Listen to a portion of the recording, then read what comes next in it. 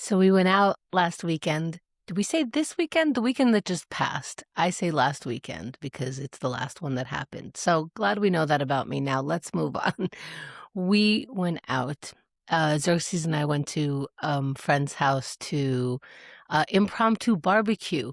Now let me tell you this. To me, it's impromptu, but we were texted the night before, and I think that's sort of like my instinct is to go, that's last minute because we're trying to be very careful about our schedule. And we had planned this weekend to make sure that we, sort of finish unpacking and organizing. And we were going to work on Gilmore Friends, the podcast. And um, it's weird when it's like, ooh, we're adults. So we do get to say, like, we're not going to do the responsible thing and we're going to do the fun thing that we were invited to.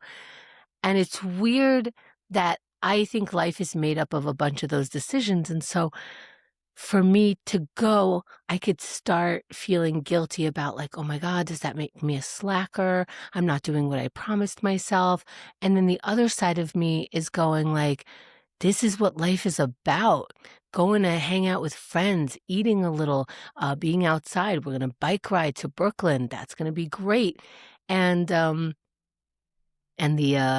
fun part won because now I'm gonna, why I don't have to justify it. I think it's a perfectly reasonable thing to do. So it's very exciting because we just got back from Philly, and it just it like kind of woke up this thing in me that said, oh, hey, you didn't really have this in Philly. Like I wasn't able to get to a point where I have like friends that I do that. And I joined meetups and meetings, and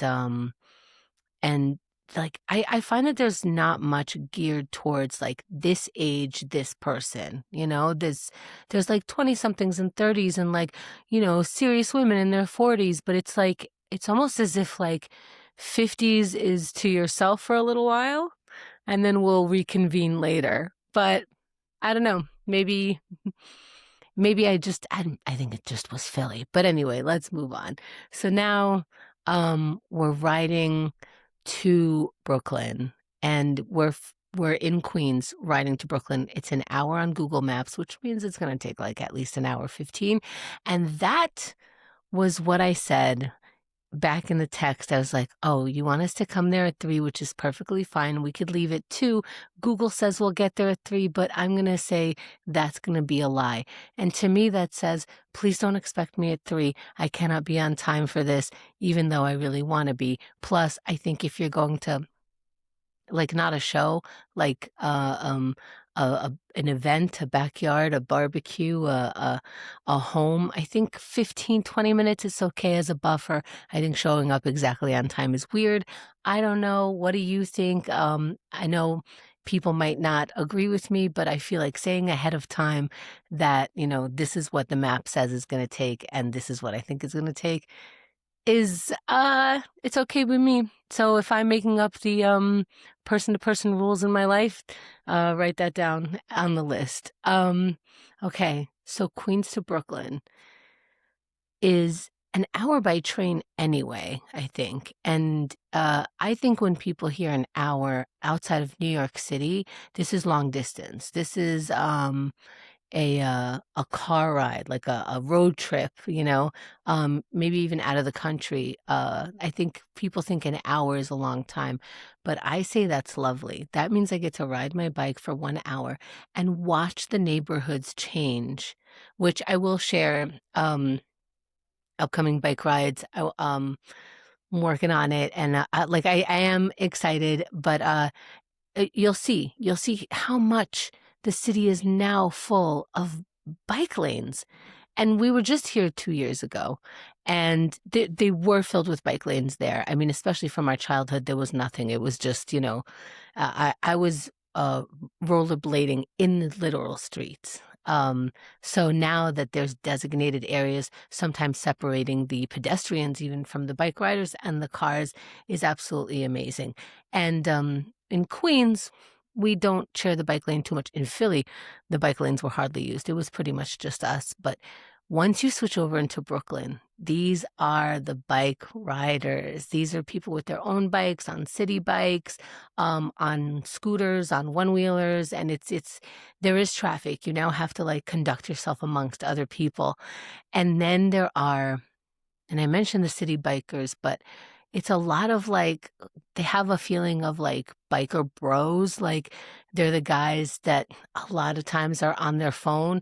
They're always choosing the e-bike, which I fully understand. So they're going really, really fast. A lot of times I think they're drunk and I fell recently, not because of them. I fell off my bike, and that's making me a little more cautious. So I am finding myself gripping, and I grip harder around the city bike e-bike biker bros. But anyway, we stopped at Trader Joe's on the way, and here's what I like about Trader Joe's. It is the snack king. So when somebody says, I don't know, bring potato chips, bring dessert, you go to Trader Joe's and you can get a little slightly like different version of what you would normally get at a supermarket. So we got like regular potato chips, we got the corn chips, we got the dip, we got the Dunkaroo like chocolate chip cookies, and it's just like, the reason why I'm mentioning it is like, what do you bring when you go to someone's house? Because what I used to bring is wine, because I'm an adult now and people bring wine. And that's the thing that you see on TV. You know, people go to the market and they pick like at a certain price range and pretend like they know which one they're picking. But I stopped doing that because I don't drink. And I don't think the people I'm going to are drinking wine. So I'm thinking I'm bringing something that contributes to different parts of the party besides alcohol, because I don't think I should bring the thing that I'm not really participating in unless asked specifically. And in New York, it's not like in other parts. It's not in cities anyway, because a lot of people don't have cars, because a lot of people don't cook, don't use their oven, don't use their stove.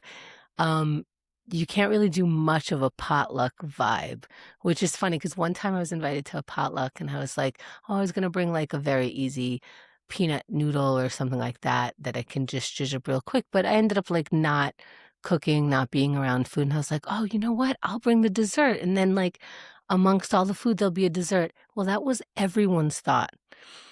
It was just a table full of dessert. We had dessert for dinner and we had dessert for dessert, because New Yorkers are not a potluck people, although I'm hoping with with like terms like ingredient house, we are sort of like dipping our toes into something like that, because I think stuff like that is fun. But anyway, it was so nice. How great is it to participate in food and stories and generally being with people? And, you know, during the pandemic, I was so grateful that we still got to be around people, albeit through screens. I imagine the pandemic that happened 100 years before, that was so lonely, because even the screens were just this, like, obviously out of reach. And I know we're heading towards that in a lot of ways, and we kept a lot of it. But wow, how nice it is that like two people can talk at the same time. You know, when you're on like a Zoom meeting and you can't have multiple conversations at a party, and here you can kind of talk over each other and nobody has to mute. And I don't know. It's so the greatest. And I want to say, like, I don't think there'll ever be something greater than that for me in general, is to like connect with people. But I think I need to stop saying I'll never be different. I'll always be this version of me. But I feel like there is a consistent version of me. Um, Maybe the one that's attracted to like that ocean vibe and city vibe, like that I need one or the other, and it just like manifests in whatever's happening around me. Um, does that make sense to anyone but me? Anyway, shout out to friends and to seeing people. Thanks for listening. I'll press buttons, you know. Bye.